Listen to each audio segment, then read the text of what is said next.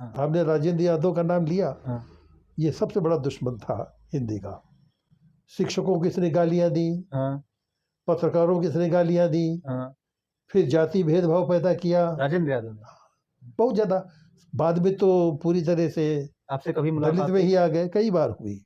बड़ी कुछ नोक झोंक सामने से कुछ हुआ? नोक झोंक होती कोई रही किस्सा? मेरी बराबर। अरे बहुत अरे किस्से। अरे सुना दीजिए।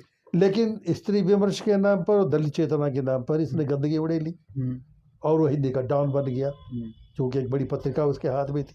हंस। तो कुल मिलाकर के विकृत मानसिकता का आदमी, अश्लीलता परोसने वाला और हर तरह से उसको बदनाम करने सर वाला। कहते हैं कि राजेंद्र यादव ने हंस पत्रिका को पुनर्जीवित किया, हिंदी साहित्य पुनर्जीवित नहीं किया, हंस का वध कर दिया।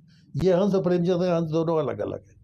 नाम वही है, चुरा लिया, हाँ, उसकी गुडविल ली, हाँ, लेकिन उस हंस की आप शैली उसकी देखिए, वो प्रगतिशील भारतीय मासिक पत्र, हाँ।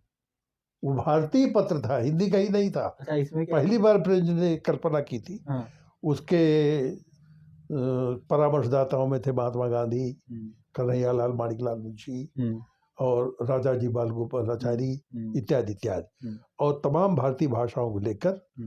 और साथ ही प्रेमचंद का जो साहित्यिक उद्देश्य था, उनका जो मिशन था, उसकी प्रतिपूर्ति होती।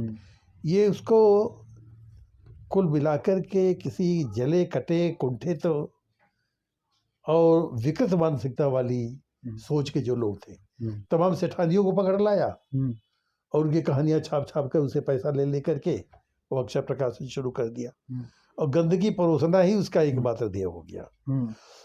तो वो पत्रकारिता के नाम पर ब्लू जर्नलिज्म में आता है, नील पत्रकारिता है। ये क्या उसको होता है? महत्व नील पत्रकारिता? वही अश्लीलता। कुल मिलाकर जिसे एक अश्लील शब्द का आप नाम ले रहे थे ना, तो वहाँ तो केवल शब्द ही है, यह पूरा व्यापार था। अच्छा सर, राजेंद्र यादव से कभी कोई मुलाकात या फिर कई मुलाकातें होती रही, गोष्ठियों में टकराहट बहुत हुई। क्या मतलब कुछ ऐसा कोई किस्सा संस्मरण? अब संस्मरण यही है कि वाद विवाद बढ़ता रहा, वे अपनी बात कहते हैं, हम अपनी बात कहते हैं, फिर आपस में कहीं लड़ने तो उनकी संगत में हम नहीं बैठे। उग्र थे या फिर मतलब कैसे क्या? नहीं, वो पीठ पीछे बड़बड़ाते थे। पीछे? हाँ, सामने तो अपनी अपनी बात कह के चले गए, गोष्ठी में जैसा होता है। हाँ, आपने अपना वक्तव्य दिया, उन्होंने अपना वक्तव्य, हाँ, हमने अपनी असहमत दिखाई। हाँ, शाम को जब ये बैठते हैं खास बड़े- पात्र लेकर के, हाँ, अच्छा, तो उसके बीच बात करते हैं। और पूरा एक वो गुट भी होता है। बनाते हैं, लेकिन उसकी कभी कोई चिंता नहीं हुई। हमने मनु भंडारी को, तब मैं अध्यक्ष था बीके बिरला फाउंडेशन का, जिसमें सरस्वती सम्मान, व्यास सम्मान मिलता है ना, के बिरला साहब। हाँ, तो व्यास सम्मान के लिए मनु जी का चयन किया। मनु जी का? हाँ, तो बड़ा लंबा टेलीफोन आया, बार बार कहे काटिएगा नहीं काटेंगे नहीं, तुम सुनाओ। राजेंद्र सर का? हाँ, क्या सोच करके इसको दिया? अच्छा, इसको उन्होंने वर्ण ये बोला? क्या सोचकर इसको वर्ण किया? हाँ, मैंने कहा तुमने क्या सोचकर उसका वर्ण किया था?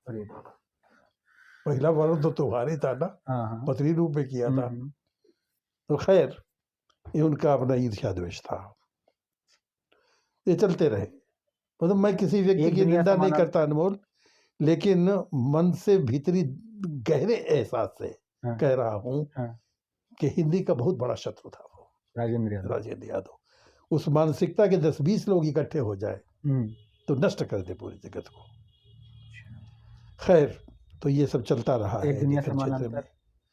नहीं, लेखन उसका अच्छा है, उसमें कोई राय नहीं, उद्भावना शक्ति बहुत अच्छी है, सोच अच्छी है, लेकिन कुल मिलाकर जब निष्कर्ष निकालता है ना, तो वो भारतीय सांस्कृतिक परंपरा को छिन्न भिन्न करने वाला सारा आकाश में निष्कर्ष निकालता है कि परिवार भावना ही व्यक्ति को बिगाड़ती है। संयुक्त परिवार से व्यक्तित्व का विकास नहीं हो पाता, इसलिए एकल चलो। एक दुनिया समांतर में तो इनके और मन्नू के बीच स्पर्धा चल रही थी, उसमें मन्नू को पढ़ना भारी पड़ता है, ये हारता है। वैसे ही उखड़े हुए लोग और दूसरे जो उपन्यास है, उनसे मैसेज जो जाता है वो नवयुवक को प्रोत्साहित करने वाला नहीं, विपथगामी बनाने वाला है। तो बात इस पर है कि ये आपके लेखन की धार किधर जा रही। बाकी भाषा शैली तो मिल जाती है, फिर सनसनी पैदा करना, विवादों के माध्यम से चर्चा भी आना, खैर